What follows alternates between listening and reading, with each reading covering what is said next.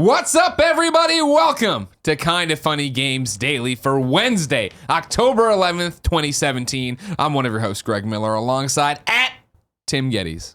Let Tim host. Wearing your little Star Wars short. Wearing my Star Wars shirt. You like them Star Wars, don't you? It's Star Wars Day. Yeah. Somewhere. Is it? No, it's not. It's not May the 4th or whatever. No trailer. No new. What's new? What's happening to you? I'm going to a Macklemore concert tonight. Pretty excited about that. My first Macklemore concert in like 3 years. And you used to go to all of them. So I used to go to all of them. Then you're the guy who led the thing. He sold out. I was not that guy. I was the opposite of that guy. I couldn't go to the last one. Yeah. The last two because it was during Kinda Funny Live, which is weird. But, so where are you seeing him tonight? The Warfield, which is my favorite San Francisco venue. Okay. Yeah. Is it big? It is. Yeah. It's you always mid-tier. You always tell these stories. You used to see Macklemore when it was like you and 20 10 people in there. Yeah. Warfield is one of the bigger ones in San Francisco. He's before performed at the Bill Graham, which is the biggest. Okay. That has 7,000 capacity. Sure. Warfield's between 3,000 and 4,000. Okay. Mm-hmm. Okay. You're excited? I'm pretty excited. Where are you gonna go to dinner beforehand? I don't think I'm gonna have time. Oh, okay. Yeah. Okay. Yeah. Oh, because of the Eric Castor Game of Greggy show. Mm-hmm. Which you can get on patreon.com/kindafunny. Watch it live. But that's a story for another time. If you didn't know, ladies and gentlemen, this is Kinda Funny Games Daily. Each and every weekday on a variety of platforms, we run you through the nerdy video game news you need to know about before jumping in, giving you our perspective, giving you some feedback, listening to your questions, having a good time, reading your bad PSN names, yelling about trophies. If you like that, you can watch us record it live on twitch.tv/kindafunnygames, where we don't look at the chat. We're making a polished podcast. Instead, if you want to interact live, what you need to do is go to kindafunny.com/you're wrong. Tell us what we screw up as we screw it up, so we can set the record straight on youtube.com/kindafunnygames and podcast services around the globe when the show publishes as one big podcast later on. Remember, you need to be part of the show, writing with your questions, comments, and concerns to kindafunny.com/KFGD. Remember, in housekeeping too, Party Mode is up right now. Mm-hmm. Friday the 13th Party Mode is live on patreon.com/kindafunnygames. You can go there, get it. We are officially making Wednesday Party Mode Day, meaning that from not today, but stick with me. Usually on Wednesdays, you'll go to patreon.com/kindafunnygames. For $1, you can get the latest, greatest, brand new Party Mode. It'll be yours exclusively for a week. Then it'll go live on youtube.com/kindafunnygames later. However, since we're starting this today, no Party Mode on youtube.com/kindafunnygames today. Friday the 13th over on patreon.com/kindafunnygames. It's a good one. It's a really good one. It's kicking off our Wicked Wednesdays for the month of October. We're not calling them that. It's a spooky, scary Sundays. Let's play for October. Doesn't matter. Don't worry about it. Remember, I'm streaming Friday the 13th. On Friday the 13th. Twitch.tv/kindafunnygames all afternoon live. Can't wait. Wish I was there right now. Me and Cool Greg and Joey are going to be tearing it up, killing some kids. Mm-hmm. For now, though, let's begin the show with what is and forever will be the Roper Report. Time for some news. Ooh, some spooky news. No, it's just, yeah, sure. 4 items on the Roper Report. A baker's dozen? Nice. In stereo. Very good. Number 1, the ESRB has ruled and says loot boxes aren't gambling. This is via Kotaku. Jason Schreier, of course. The quote goes as follows. ESRB does not consider loot boxes to be gambling, said an ESRB spokesperson in the email to Kotaku. While there's an element of chance in these mechanics, the player is also guaranteed to receive in-game content, parentheses, even if the player unfortunately receives something they don't want. We think of it as a similar principle to collectible card games. Sometimes you'll open a pack and get a brand new holographic card you've had your eyes on for a while, but other times you'll end up with a pack of cards you already have. They package it all around there. Interesting. It's one of those things. My gut tells me when I hear this, I'm just like, that's bullshit. It's totally gambling. Hear this, and I'm like, they're making a solid point. This goes back to, Kinda Funny Games Daily could easily be retitled Kinda Funny Talks About Loot Boxes Daily. Yeah, microtransactions. Because we do it, but on one of the times we've talked about this, I brought this up, that I understand what people are saying in terms of, it's gambling, it's preying on gambling tendencies. I think literally it is not gambling. I think ESRB, as they make the rules and regulations and figure out how they want to look at games and what kind of lens, I think they have to play by those rules, and that's the same thing here where, I don't think it is. And I don't think you can make the case that it is. Is it a shitty practice in terms of I really want X and I can only get X through this loot box, so I'm going to roll 30, 40 loot crates or whatever, hoping I get it? Yeah. Also, I think it's funny. How much do you think Loot Crate, the business, is excited or disheartened by this? I've often thought about that. Yeah. Where it's just like, I don't know. Like they definitely did something right with the marketing of it, but it's like now when things are getting pretty bad. Now it's like a dirty word and everybody's talking about how much they hate loot boxes and loot crates. I don't know. Of course, this comment set kindafunny.com/KFGD on fire. Many of you wrote in. Matt was the first one to get there and says, "Hey guys, sorry for another loot box question, but I want to know your thoughts around the concept of it as it relates to gambling. Do you consider loot boxes to be gambling? I've always thought of them essentially as slot machines." PC Gamer had an article titled "Behind the Addictive, Psychological, and Seductive Art of Loot Boxes." In the article, Dr. Luke Clark, director of the Center for Gambling Research Director Luke Clark, director at the Center for Gambling Research at the University of British Columbia says, quote, "The player is basically working for a reward by making a series of responses, but the rewards are delivered unpredictably. We know that the dopamine system, which is targeted by drugs of abuse, is also very interested in unpredictable rewards. Dopamine cells are most active when there is maximum uncertainty, and the dopamine system responds more to an uncertain reward than the same reward delivered on a predictable basis." End quote. Microtransactions, this is Matt again. Microtransactions never really bothered me, but loot boxes do because they seem very predatory. I don't like the idea of someone trying to manufacture addicts, especially in something marketed to minors. Thanks for all you do, Matt. An interesting wrinkle to the question when we get into psychology, addictive nature, dopamine systems, stuff I usually don't talk about when I talk about Still Uncharted. not gambling. Right. So, but that's the thing is like, okay, so this opens up a different question. Is it wrong for businesses to prey on addiction? Sure. And I think that the answer to that is yes, but are they doing the other that question here? is it's not illegal and it's not. And I get that, and like this, They are doing it here, absolutely. You think so? Yeah. I mean, What percentage of the absolutely. person using loot crates or loot boxes is addicted to them, you think? See, the thing is, whether they're addicted or not, it's still preying on the addictive tendencies. I think, are they actually addicted? No. But everything, I'm going to go back. When we talked about gambling before, not we, but I mean, Kind of Funny Games Daily. I forget if you're actually on the episode. I wasn't. My counterpoint to this is that great. And by this logic, I think you and me and everyone else can go file a class action suit against supermarkets across the world. Because on the way out, there are the capsule machines. And goddamn, I want that hot Superman sticker. And I put it in and I and it comes out and it's Batman. Fuck, I have another quarter. I put it in, it's Captain America, or it's Green Lantern or whatever. I don't know why I was like correcting myself. I have to, in my head, this is a very clear DC capsule machine. It is, Captain America would not be there. Like Greg is in my own head yelling at himself. So funny. But I mean, that's what's happening here. Yeah, but I mean, so to clear up what I'm saying, it's like that is true. Even with the supermarkets, I could take it a step back of just like there's a 2-for-1 deal, which makes you want to buy 2 instead of 1. It's like, no, these are all just things where it comes to psychology. It's like whether or not it's wrong is a different question. But it's like, yeah, people just need to be aware that that's life. That's marketing. Sure. All marketing is preying on some form of psychology. Your desires, yeah. Yeah. Okay.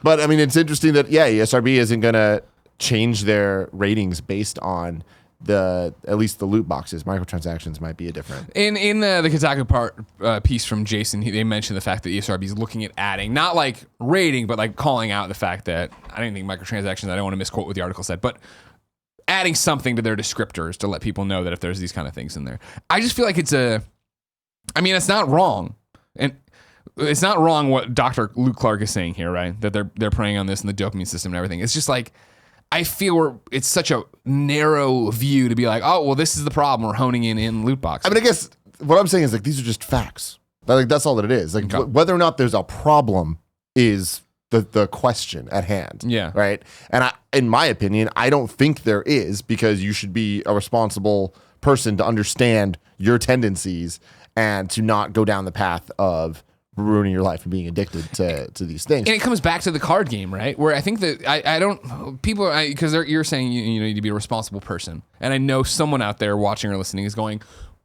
but what about the kids? These are being marketed to kids. Yeah. I mean, me being a kid, buying Yu-Gi-Oh! Booster packs, and my friend gets a Regeki and I get stuck with Beaver Warrior or whatever the fuck. Worst. And it's like, God damn, like that sucks. I want to buy another. Yeah, but there's a lesson there eventually. Right. No, and that was the thing is like, I remember learning those lessons with Terminator 2 cards or whatever the hell else we're collecting. And it was the idea of eventually I ran out of the money my parents gave me, and I don't know what kid is operating right now online with an unlimited Steam wallet, or you know what I mean, where they're just that is an interesting wrinkle, though, and this is something that we've seen in the last decade with mobile games, and the fact that little kids, and there's been more and more preventative measures against this, but the kids have phones, they can just buy whatever the hell they want, and now Apple, Google, they've put a lot of parental control over that type of stuff, and then it's on the parents to make sure that they're activated. Those settings are turned on to protect their kid from being whales and buying all the shit they don't need in games. But it reminds me, it's just as simple as when my friend would steal his mom's credit card to buy video games. It's like there's always a way around the stuff. Dumb kids are dumb kids. And that comes down to parenting too, though. You know what I mean? And that's the thing where and it's that, hold on. Oh, here's what I do. We're going to go to Aku, who wrote in to kindafunny.com/KFGD and says, "Hey there, Kinda Funny Games Daily Show hosts. As the heated debate around loot boxes and crates continues, I thought it would be a good idea to give an example of a game I feel does loot boxes right, Brawlhalla. First of all of the microtransactions in this revolve around cosmetic items like skins. Now you can buy almost every skin individually, but a few of them are exclusive to loot boxes. These loot boxes contain 15 regular skins and 3 exclusive skins for 18 skins in total. Buying a box will get you one of these skins at random. All have an equal chance of being obtained, and, parentheses, this is the most important part, there are no doubles. Because of this system, you always know what you're getting into. If you really want that exclusive skin, you might get lucky and get it on the first try. But if you don't, at least you know you only have to buy 18 boxes tops. Plus, most of the other skins cost 40% more if you buy them individually, so you're still getting a good deal if you don't get the skin you want. Curious to hear your thoughts on this system. Thanks for all the awesome content. Keep it coming. Kind regards from one of your best friends, Aku." I understand why everyone's hair is up about this, why everybody's angry about loot boxes and loot crates, especially if you look at Battlefront and Call of Duty stuff gets mined and leaked. I understand as it sees it. I feel there's a way to do this right where it's not the worst thing in the world. And that's all I want to do as we continue down this trend in this argument. Because it's going to get worse before it gets better. We're going to see more people fuck this up and do stupid things before we get to people actually having a system or anything. I just hate the idea that we're sitting here and we're looking to adults in quotes to solve this problem rather than looking to each other and how we can inform and make the buying decisions and make our voices and wallets heard to these companies, right? It's what we were talking about, Andrea and I, yesterday, of like some guy was talking about like, oh, I'm not going to buy Battlefront 2 now because there's these loot things in there to get the equipment you want and da-da-da-da. And then granted, you can earn them in game, but you can buy them and get up that way. And our counter argument was like, that's one way to do it, but I think playing the game and not spending the money on the crate speaks louder. Absolutely. Than just ignoring the game altogether, because then they don't even have There's no data on that. You don't have your survey in the pot, so to speak. And so to sit here and be like, start leaning on the argument, well, it's taking advantage of kids, that is it gambling or not? I feel like we're trying to demonize something that I think, as you say, exists in so many different ways. Whether it be at the supermarket, whether it be at Yu-Gi-Oh cards, whether it be in a game like this, that it just comes down to having to either have restraint and say, no, we don't like this system, being a better parent and not giving your child this, being a better consumer yourself, where the system's broken and stupid, but you really do want that thing, so you keep rolling on it. It's the same thing with Destiny, where it's like, man, I don't like these shaders. I bought one Bright Ingram or whatever, or you know what I mean. I bought silver and used it on trying to get better stuff, and it was like, I'm never doing that again. Like, I'm not gonna give $50 and drop in and see what I get. No, I don't need to do that. I mean, it's interesting. I look at games like Smash Brothers for Wii U and for 3DS, and they had that whole thing where each character had different custom moves, and you had to unlock those, and it was annoying as fuck. Right. You couldn't buy them. There was no loot box, loot crate, or whatever. Yeah. I totally wish there was. I would have loved to have just paid money and get that shit over with, because it wasn't fun randomly getting a bunch of shit for characters that you don't use and all this stuff, and it's like, this seems pointless. However, there's a limit to how much I'd want to pay on that. And it reminds me of the conversations we have all the time about platinum trophies and the 5-star, whatever it's called, where it's like you're essentially paying $1 to get a platinum trophy. Yeah.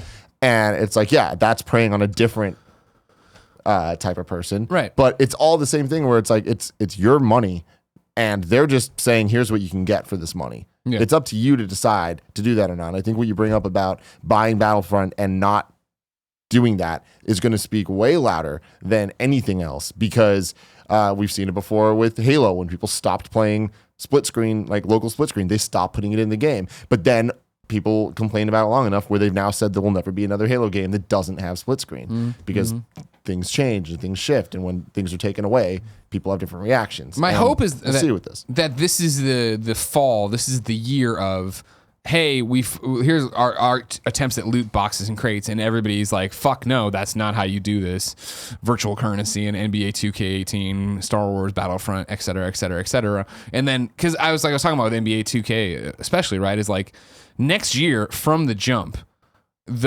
every interview is going to have a question about how much fucking am I earning in this thing, how much are haircuts, all these different things, because that was a game that was, and still is, the pinnacle of its genre. And for years, the story has just been, it's another 9 whatever, and it's selling like crazy on NPD, and nobody's stopping this franchise. And this is the first year where it's like, hey, storm clouds are here. There's a smudge on this record, and we're going to talk about it. You know that's going to come up all the time. And so they have to answer to that. It's a fascinating time we live in. It is. I mean, when you look at the timing of it all, Overwatch was last year, and now we're seeing the ripple effects of that. Yeah. PUBG's this year. We'll see the ripple effects like next fall when those all start coming out, and that's just how this industry works. Yeah. Number 2, is there a Game Boy Classic on the way, Timothy Gettys? Let me tell you, man, I can't believe it. Like when the NES Classic dropped, the news of it dropped, the press release came out. I was laying in bed, opened my email, and I saw it, and it took me a minute to believe it was real. Yeah. Even though it was from Nintendo, because I'm looking at this, I'm like, wow, this sounds like some fan fiction shit. Then it's like, oh, what are they gonna do for the Super Nintendo Classic? And I'm like, this is a fun conversation to have. This thing's not happening. Yeah. And then they did. So at this point, yeah, this is gonna happen, and that's weird. This is a Kotaku rundown that's sourcing a bunch of Japanese sites. But basically, Nintendo-Switch.com reports that the trademark was recently discovered. It's been tweeted out by a Japanese trademark bot. What it is a game, basically them putting out another patent or a trademark for a Game Boy Game Boy system, and it includes the image of what looks to be a Game Boy. The trademark was filed on September 15th, and as Kotaku says, includes this Game Boy image. They put it in their article. It looks like a Game Boy, like an OG Game Boy, the gray one, green screen. Yeah, it doesn't specify. It doesn't specific is what it says, the name on the trademark, but it covers a variety of home video game console programs, as well as programs for smartphones, smartphone cases, smartphone covers, as well as key holders, necklaces, and watches. Some of the trademarks could be used to protect the Nintendo Classic Mini Game Boy brand, or they could simply be to protect the Game Boy brand, full stop. That's what we know. Not much Nintendo's been reached out to for content, but something to put in the back of your head there. Of course, US Gamer had a thing a while back about an N64 Classic being rumored and trademarked, so maybe they're covering their bases. Yep. Maybe I mean, it'd be smart to cover their bases at this point. Why stop where they're at? They're hitting an interesting place where, NES, SNES, very, very large libraries of first-party games that they can lean on.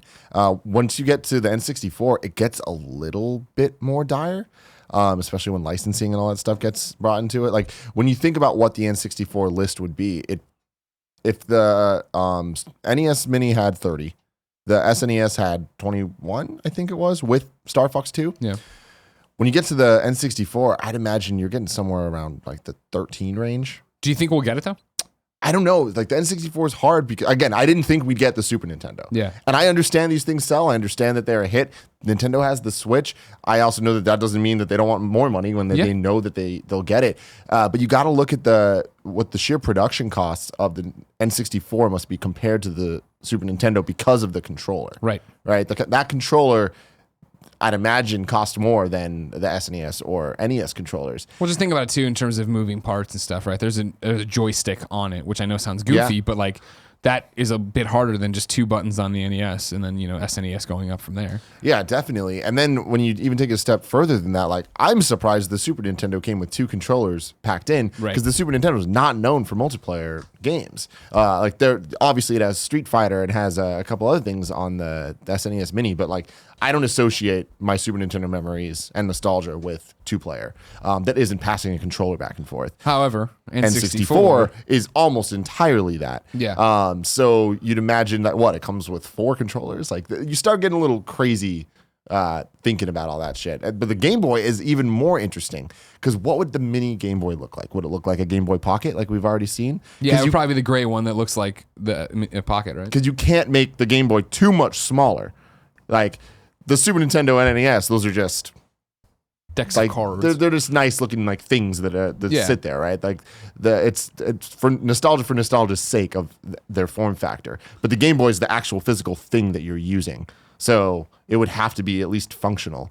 And also the Game Boy library, that gets really interesting too because the Game Boy is like.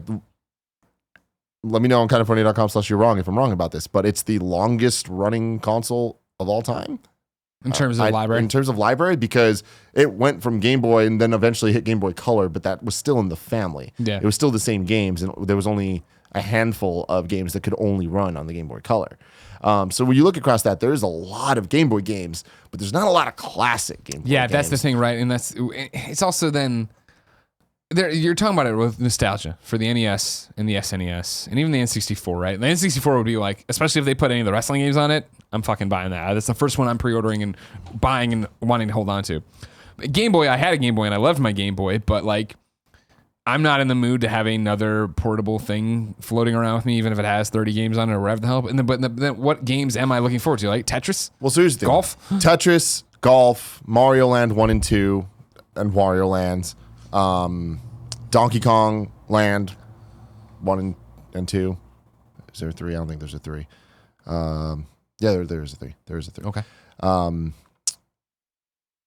Donkey Kong 94.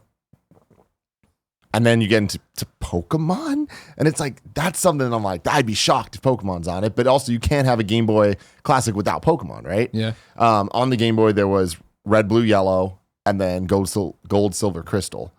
But you need representation from both those generations for the Game Boy to be complete. But I don't know. It kind of ends there in my memories, right? Like there was the Game Boy was more about Metroid 2 and Link to the Past, or not Link to the Past, Link's Awakening. So there's a lot of games, but Game Boy was more about the just random ass games, playing Terminator 2 on it, you know what I mean? It's just like all these like random ass like, oh, this is fun because it's portable. Yeah, exactly. You know? The novelty of having it with you at all times. Yeah. And there was Oracle of Seasons and Ages. You know what? I take it back. It'd be pretty fucking cool. We'll see what happens. There might be more Overwatch on the way. I'm taking my own time codes today. This is via IGN. If a new job posting by Blizzard is any indication, the studio might be working on a new project related to Overwatch. According to a listing on the official Blizzard Careers website, the company is looking to hire a generalist artist intern to, quote, help create a wide range of assets for an unannounced project.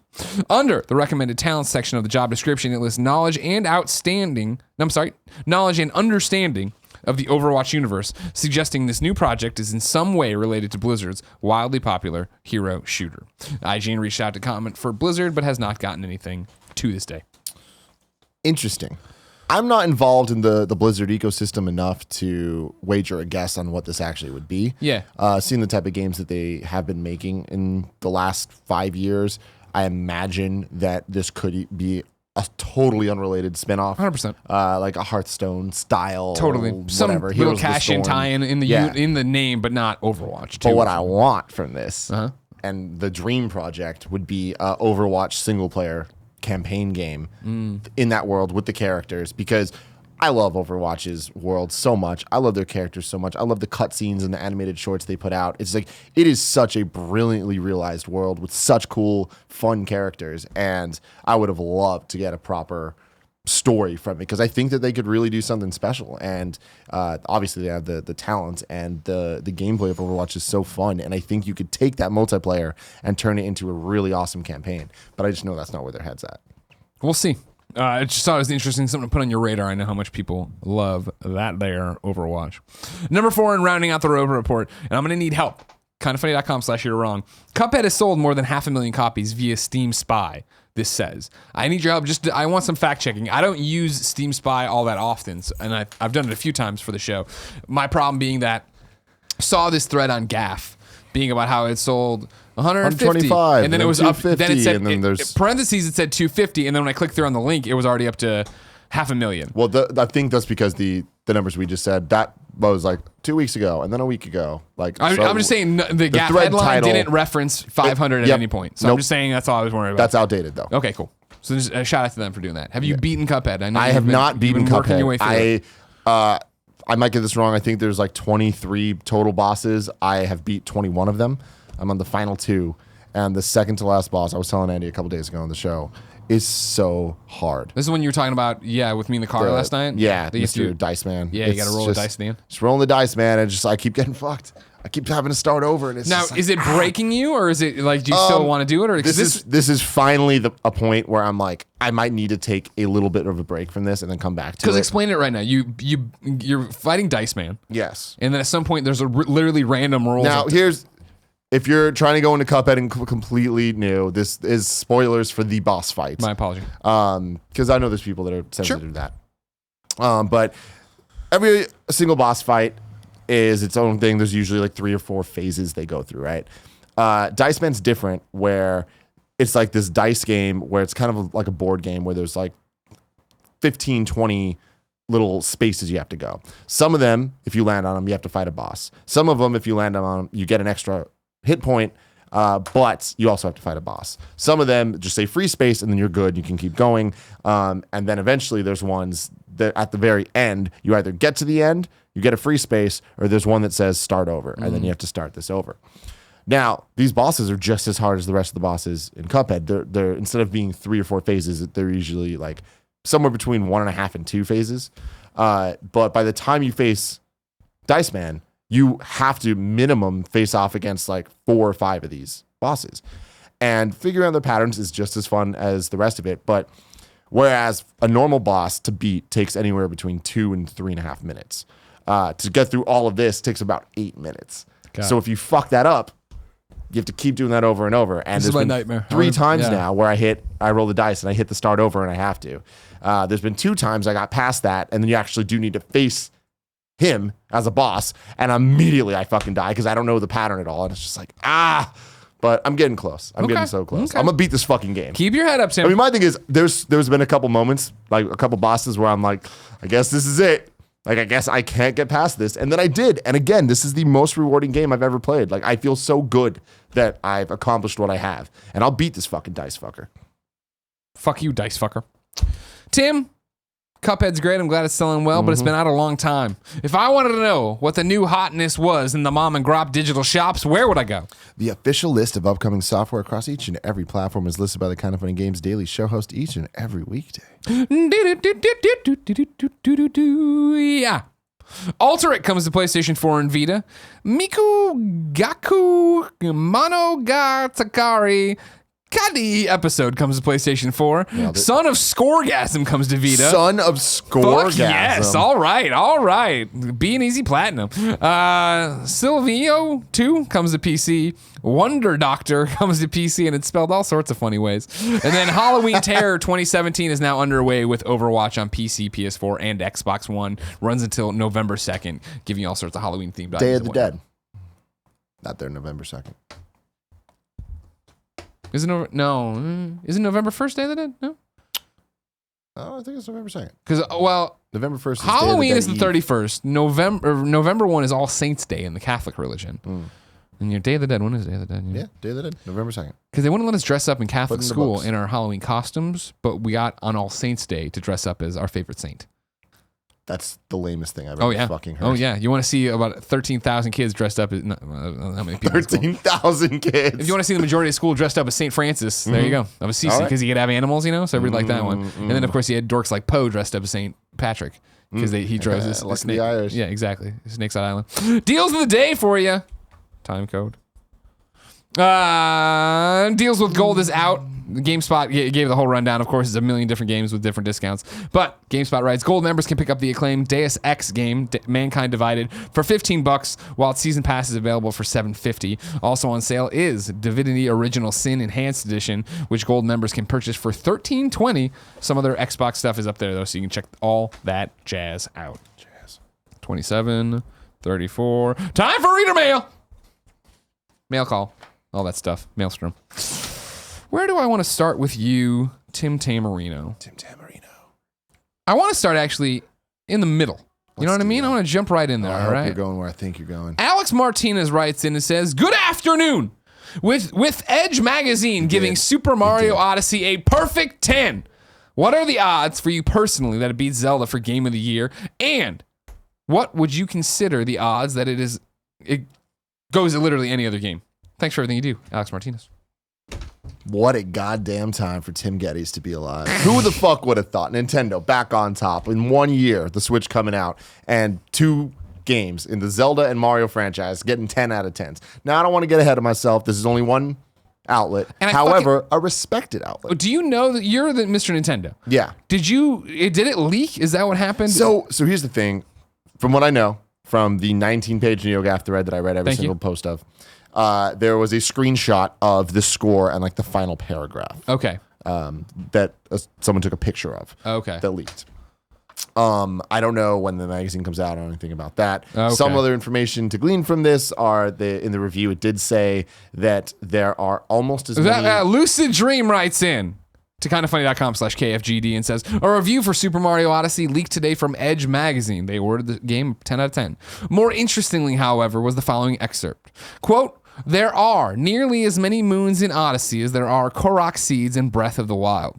Personally, I had a great time going around collecting all 900 seeds, and I love how it extended my time in Breath of the Wild. Here's hoping the same can be said for Mario. What are your thoughts?"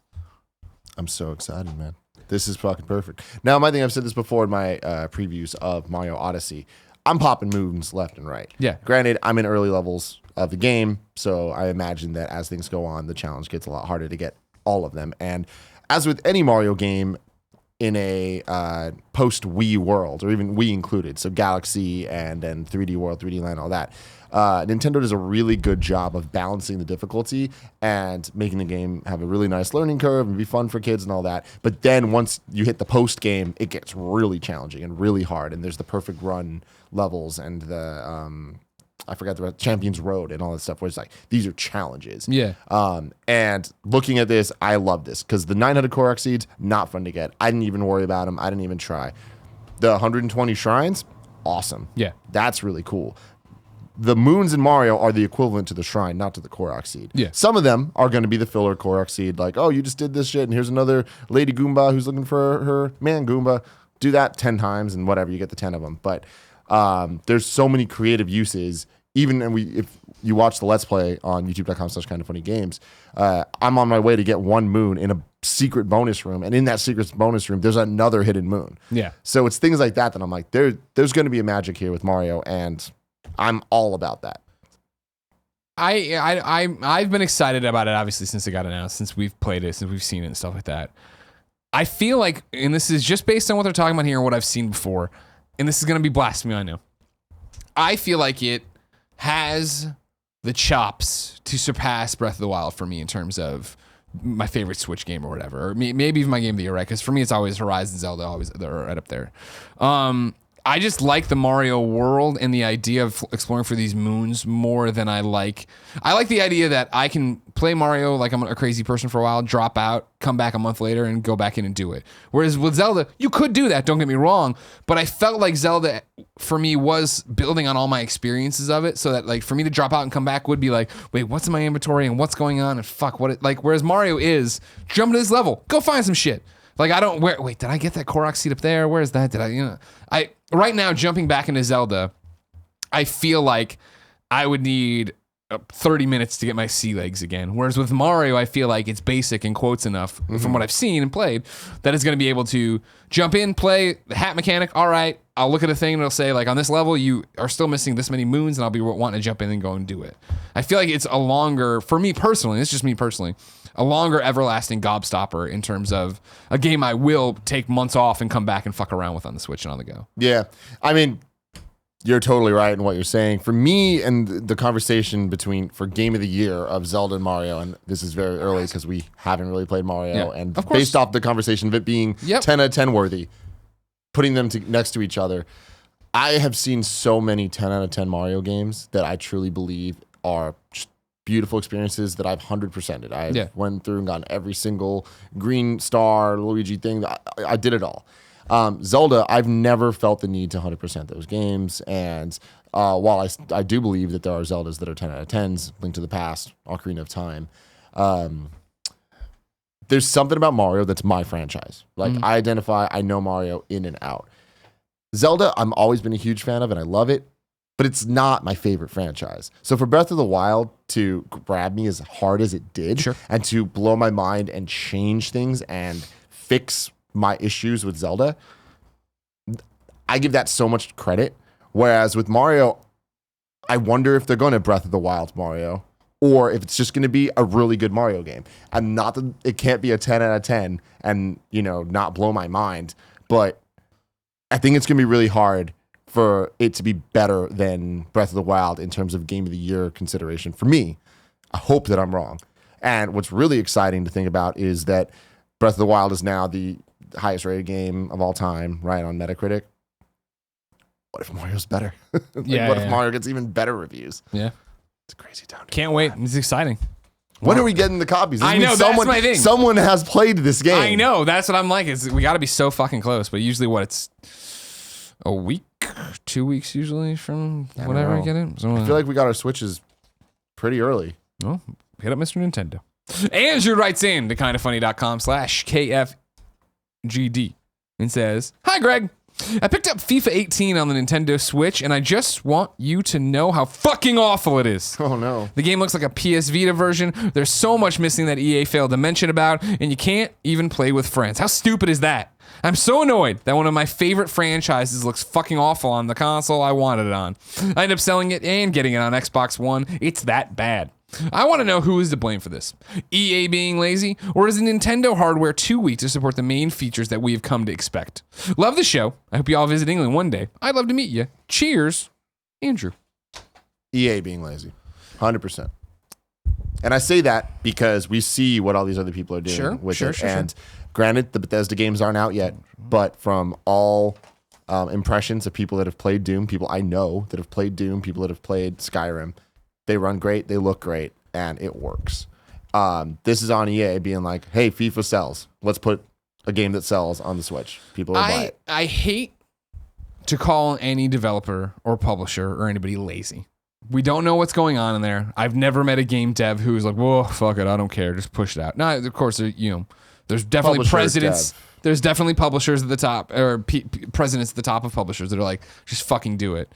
I think what you find here is the problem people are going to have, and that they had with the Vita, of just like, how do you make a game that's cross-platform everywhere and bring it to something, and when the engines don't match, when this doesn't run the right way, when you start lopping off features and you get an incomplete version, which is why I'm still fascinated to see what WWE 2K18 looks like on Switch, because they claim it's going to be great. But this is also one too where I think Danny O'Dwyer talked about, like, he played it for a little FIFA Switch for a little bit. That thing, he's like, it looked worse, but it still did everything. You don't know in a 2-second preview what you're getting. You know what I mean? You play 10 minutes of a match at fucking E3 or what's going to be underneath the hood.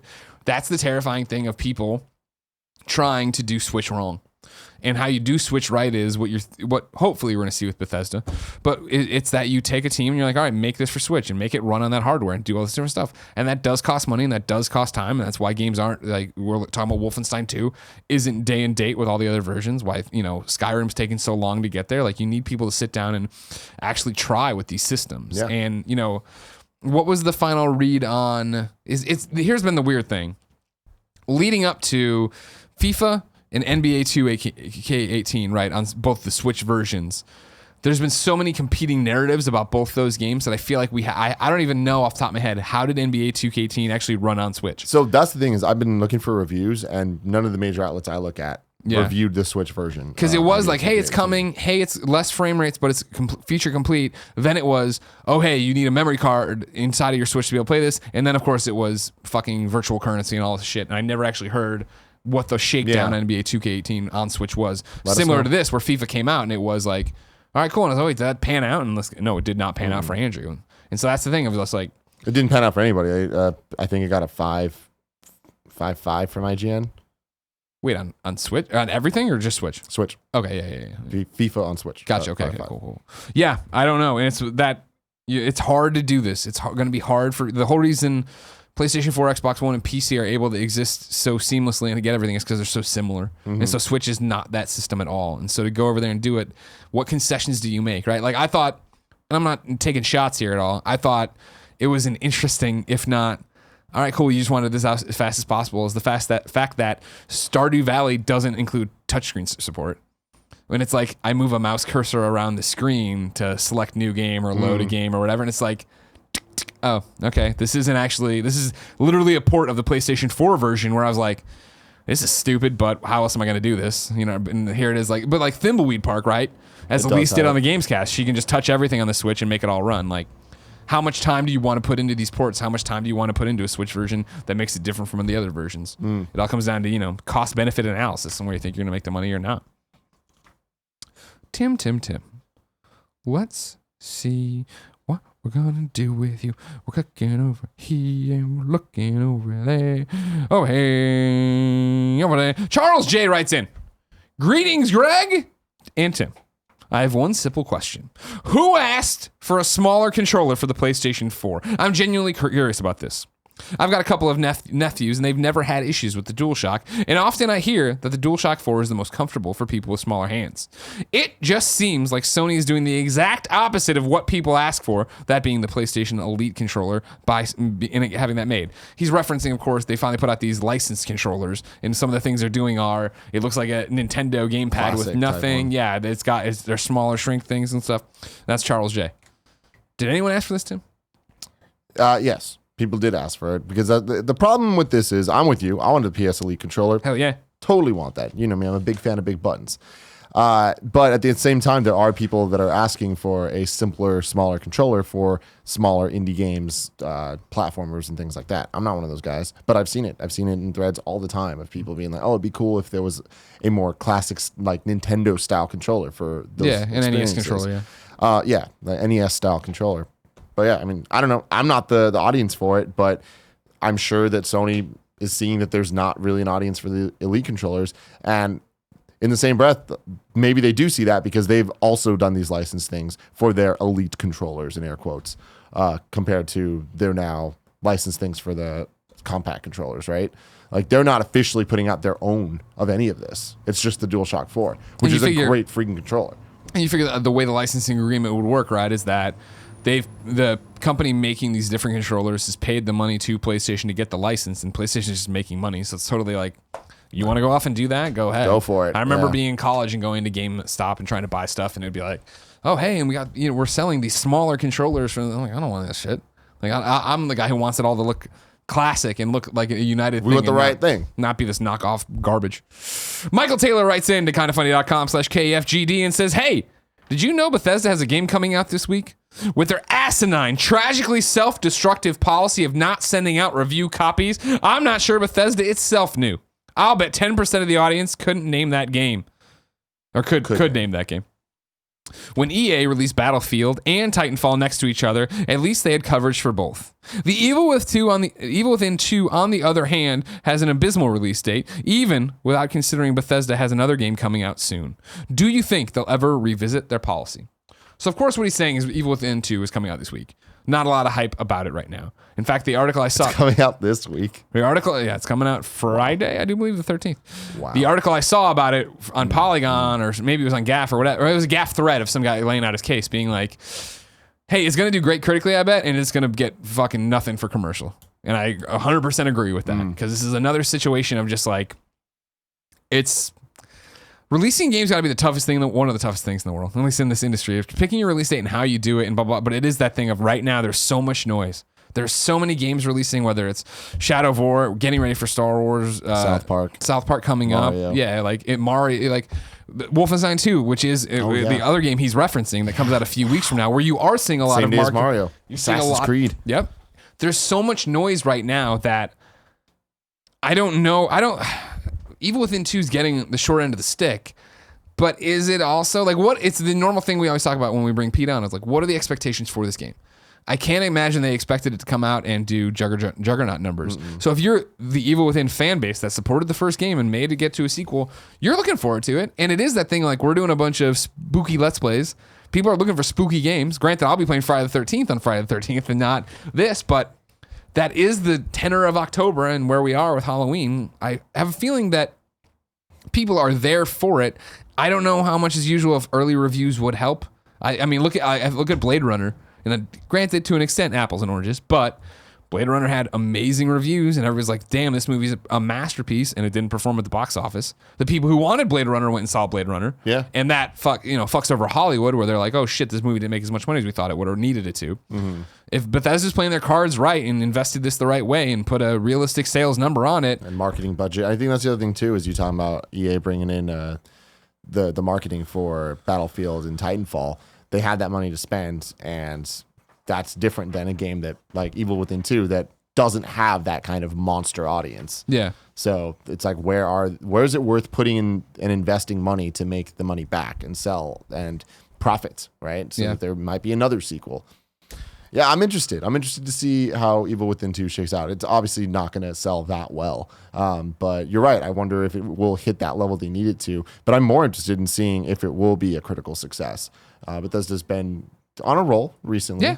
And there's been some messy things like with Mafia and whatever, but where Mafia wasn't the amazing. That wasn't Bethesda. Sorry, 2K. I always fuck that up. No, you're fine. Most recently, what I'd love to do is get Evil Within 2, Wolfenstein 2 out. Yeah. Then I'd love to have Pete Hines back, because as we talk about all the time, what I love the most about Pete Hines, he did a one-on-one games cast with me because we fucked up the first one. Yeah. And is that he's literally a straight shooter. He will tell you what he can, and he will tell you what he doesn't know, and all these different things. And we talked about his Fallout 4 success to you guys. I'd love to have him come back and be like, all right, cool. Prey, we already talked about it. Prey, Evil Within 2, Wolfenstein 2. We're X number of months out for each one of those games. Did those sell as well as you expected them to? Did they meet the goals you guys set? Not what were your goals, but were they reasonable? Because Prey is an example of what I feel like Evil Within 2 is going to be. Scores really well. This is a critical darling. The people who play it and really dig it are going to really dig it. But does it get out and break out? But then again, do horror games, not ever, but do most horror games do that? Yes. Okay, there's Resident Evil. And there's Dead Space and there's different things, but it's like this weird Evil. Even the first Evil Within didn't sell a gazillion copies. It was just really cool and people loved it. And the second question, do you think they'll ever revisit their policy? Anything's possible, but I don't think so. I think this is working for them. So. And that's the whole thing too, is I just don't know if the policy affects this. He's talking about like, oh man, nobody knows about it, right? You're going to know about it on the 13th when this game comes out. Kindoffunny.com/you're wrong if I'm wrong about that, but I'm fairly certain that's the release date. You're gonna know, this week, yesterday on the show, we talked about The Good Within, which is their new Red Cross campaign, which is a tie into this or whatever, their charity campaign. Like they're doing they're doing their things, and they're doing it the normal way they've done so far. But is that a success? Is it a success that on this one day the game's gonna drop and there'll be all these Twitch streams of people playing it and wanting to be interested in it and doing it? I don't know. I mean, we'll have to see, and we'd have to get Pete back to talk about it. Let's get Pete back. Pete, come back in November, December-ish. Tim? Yes. It's time to squad up. Never roll alone. This is where one of you writes into kindoffunny.com/KFGD, giving me your name, your username, your platform of choice, and why you need friends. I read it here. The best friends find you. Y'all play games together. Y'all have fun. Today, Andrew writes in. He needs help on PlayStation 4. His PSN name is thatguy_3692. Happy to trophy hunt with any best friends on PlayStation 4, especially if they're in Australia or New Zealand. Currently playing Fortnite while I hold out for South Park. That guy _3692. Andrew also points out a fact that I meant to get this on the Roper report and forgot, but there was some crazy number for the amount of people who played Fortnite Battle Royale. So now you're going to go, Tim, to kindoffunny.com/you're wrong. I haven't been keeping good time codes here. You have to help me out, YouTube. God, the most kindoffunny.com/you're wrong thing of all time. I don't know how I keep fucking up 2K and Bethesda. This is like the 10th time I've done that. Really? Yeah. Well, it's like how I can't remember that name of that one game all the time. There was a Reddit thread about it when I fucked it up the most recent time of like I almost got it. Inside. I'm always like, it's from there. Play Dead. It's the Limbo sequel. I never remember it, but I got it that time. So fuck you, Reddit kid. You do that. I'm gonna look into this Fortnite graphic because I want to get this out. Vane says, Greg said you can't argue that loot boxes are gambling. I think he's wrong, and so I will. The English That's not Oxford your Dictionary definition of gambling is as follows: the act of gambling money on the outcome of a race, game, or other unpredictable event. So, I mean, yeah, that's true. But you're not. You're buying something, hoping you get definition games are something. never fun for anybody. Capitalist Pig says, when it comes to mainstream consoles, yes, the Game Boy was the longest on the shelf, going on for 14 years between 1989 and 2003. But when you go worldwide and dig deeper into game history, things get a little bit more complicated. The Atari 2600 went 15 years from 1977 to 1992, but was largely ignored before being officially discontinued. The NES went from 1983 to 2003, but in Japan only. Then there's still the Sega Master System, which launched in 1986, is still being sold in Brazil, pushing around 150K units a year. Due to a local company getting the license to keep selling them. This one can be debated because they come preloaded with games now, but this is just being added for completion's sake. I'd love to buy a brand new Sega Master System. I should look into that, yeah. But yeah, no, it backs up what I was saying, that in terms of its actual life, where there's consistently games coming out, the Game Boy had the longest shelf life. Barrick says, deals of the day. Did Greg ever mention the metric crapload of PSVR games on sale on PSN for its 1 year Sure anniversary? did. Thanks for listening yesterday, you piece of shit. Whoa.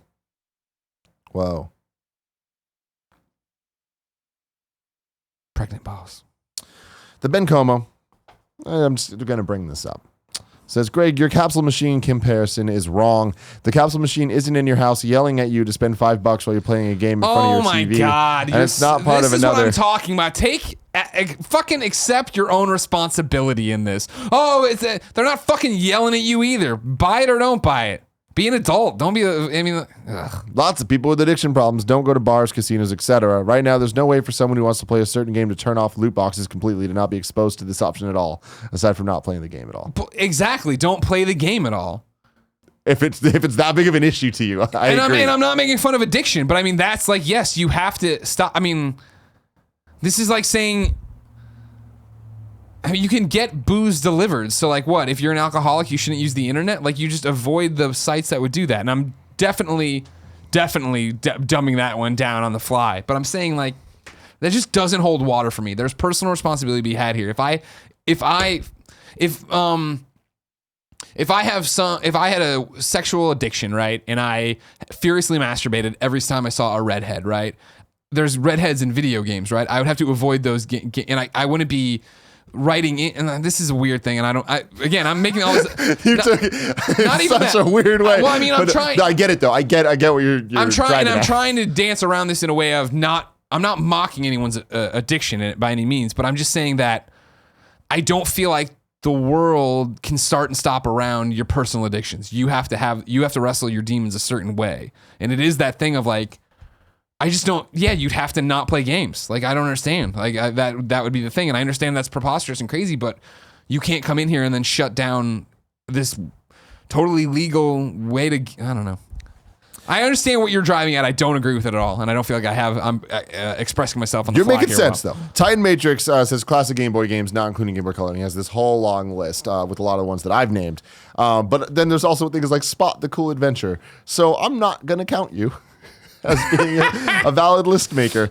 But you're right. There's more than enough Game Boy games that could make this a cool, fun time for people. Met Laser says Cuphead has sold over 500,000 on Steam alone, according to IndianNoob.in. Not sure how credible that site is, but it's the only one reporting it right now. It's probably coming from Steam. There are no official sales figures for how well it's sold on Xbox One. Cool. Capitalist Pig says Legend of Zelda Ocarina of Time is the top-rated Metacritic game of all time with a rating of 99. Soul Calibur's at 98. Breath of the Wild sitting at 97, tied with Mario Galaxy, Metroid Prime, and Halo Combat Evolved. I was unaware that changed. No big deal. You got it. Don't worry. You got this, big guy. Chim chimney, chim chimney, chim chim. Stryfree says, on The Evil Within 2, Bethesda must have had a sort of change of heart. Dan Stapleton tweeted out they got their review copy yesterday for The Evil Within 2 before the game's actual release. As a person who watches a lot of TV still, I've seen Shadow of War and lots of The Evil Within 2 commercials the most. But Bethesda is pushing Evil Within 2. Good. That's interesting that IGN got review copies. Yeah. I wonder why. Yep, that's it. Okay. Good. And then, ladies and gentlemen, at the 52-23 mark, 10 million Battle Royale players in 2 weeks. Fortnite Battle Royale has brought in 10 million players in 2 weeks. Wow. More than 44 million hours played. Good Lord. And a bunch of other stuff like traffic. Numbers. So it's been interesting. It's been interesting to see people actually talk about playing that and getting into it. Ladies and gentlemen, that's Kind of Funny Games Daily for Wednesday, October 11th, 2017. Tomorrow, Andrea Renee joins us once again. She's back. Don't panic. Remember, if you like the show, you can watch us record it live at twitch.tv/kindoffunnygames. If you don't like it live, you can get it on youtube.com/kindoffunnygames later or podcast services around the globe. No matter where you get it, thank you for watching and listening. Please subscribe to all the different platforms. Back us on Patreon if you got a buck to toss our way. No big deal if you don't, though. Just enjoying the content is good enough by my watch. Tim, thank you for joining me. Thank you. Until next time, it's been our pleasure to serve you.